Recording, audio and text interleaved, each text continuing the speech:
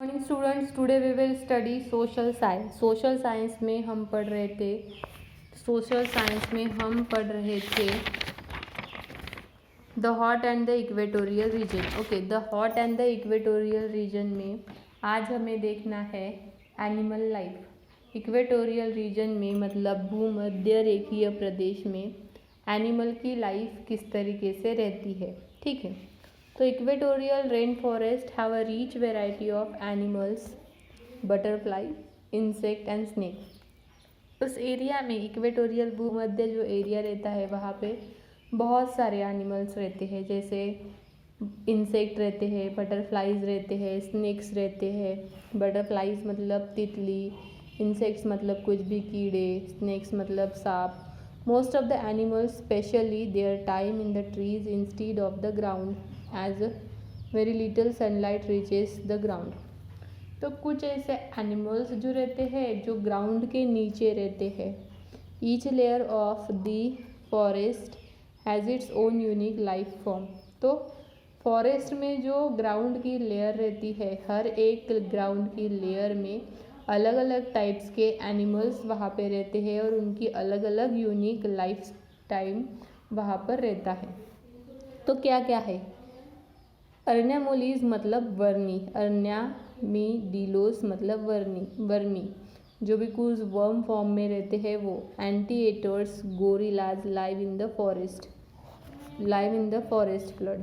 तो ये जो एनिमल्स है वो कहाँ पे रहते हैं? जंगल वाले एरिया में रहते हैं। स्नेक, जैगवर, सांप, जैगवर जैसा प्राणी, लियोपार्ड मतलब तेंदुआ, फ्रॉग, लिज़ार्ड, छिपकली, इन दी अंडर स्टोरी। ये जो रहते हैं ये कहाँ पे रहते हैं?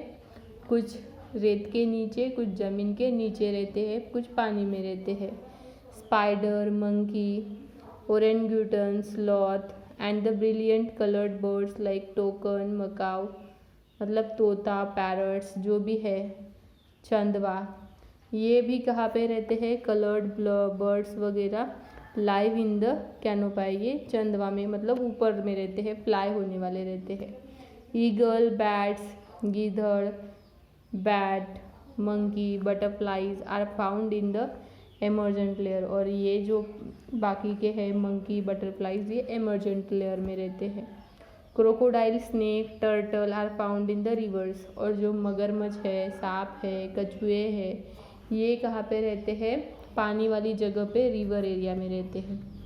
तो ये हुआ एनिमल की लाइफ की कौन से एनिमल्स वहाँ पे कहाँ पे रहते हैं। नेक्स्ट है human life. The equatorial region most of the people live in the city along the coast, living condition with the rain forest as very difficult. तो लोग वहाँ पे कैसे रहते थे? रेन फॉरेस्ट वहाँ पे बहुत डिफ़िकल्ट था। तो इक्वेटोरियल रीजन में most of the people city के बाजू में ज़्यादातर रहते थे, जहाँ पे वो जी सकते हैं, जहाँ पे थोड़ी पानी की उन्हें व्यवस्था हो सके, ऐसी जगह पर वो रहते थे। Hunting, agriculture, fishing, forestry, mining are the main occupation. और उनके बहुत ज़्यादा व्यवसाय कौन से थे? हंटिंग मतलब शिकार करना, खेती करना, एग्रीकल्चर, फिशिंग मतलब जैसे जाले डाल के मछलियों को पकड़ना और उन्हें बेचना, फॉरेस्ट्री, माइनिंग, ये सब उनके ऑक्यूपेशन थे। ठीक है। Small groups of tribal people continue to live in the rain forest. और जो ट्राइबल पीपल मतलब जंगल में रहने वाले जो लोग थे वो ज़्यादातर फॉरेस्ट में ही रहते थे। Some are hunters and gatherers, उसमें से कुछ शिकारी और कुछ चीज़ें जमा करने वाले रहते थे। Other practice shifting agriculture, one of the oldest method of cultivation.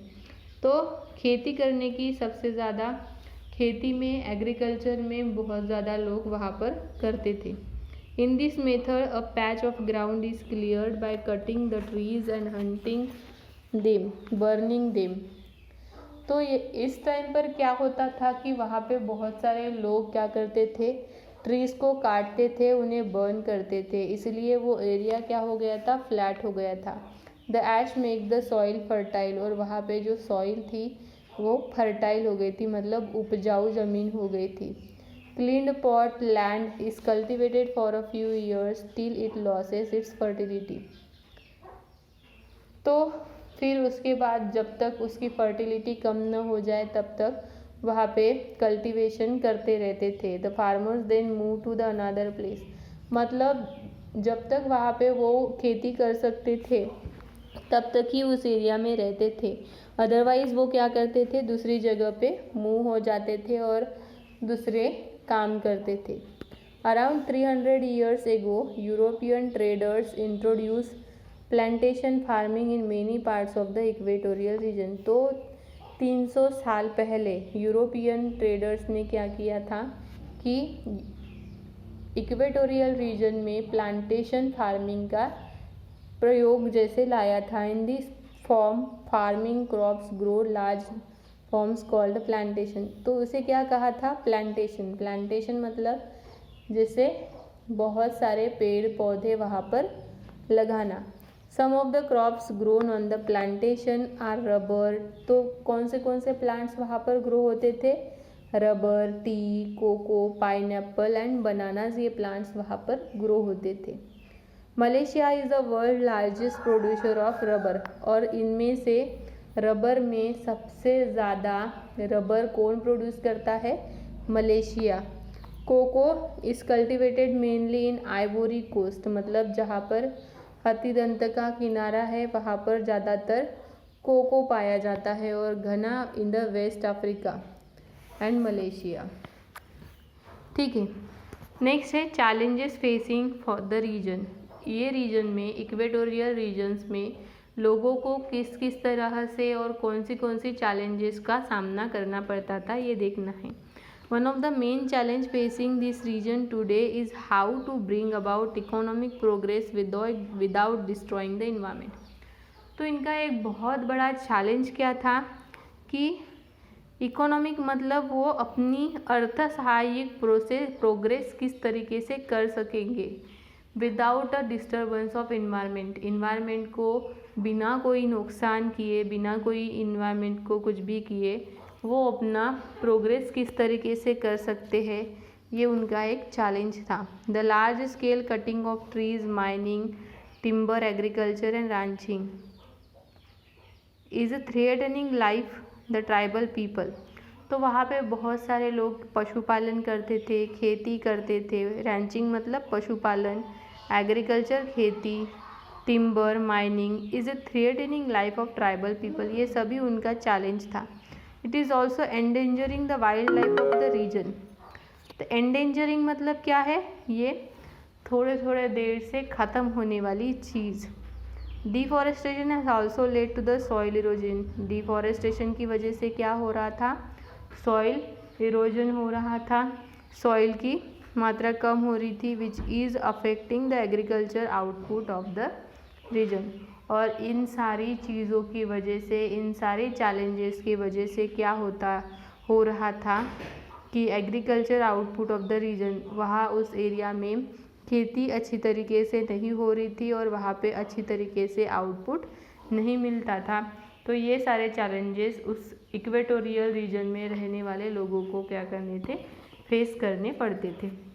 Okay students, तो यहाँ तक हमारा ये चैप्टर ख़त्म हो जाता है. इसके आगे हम देखेंगे इसके क्वेश्चन एंड आंसर.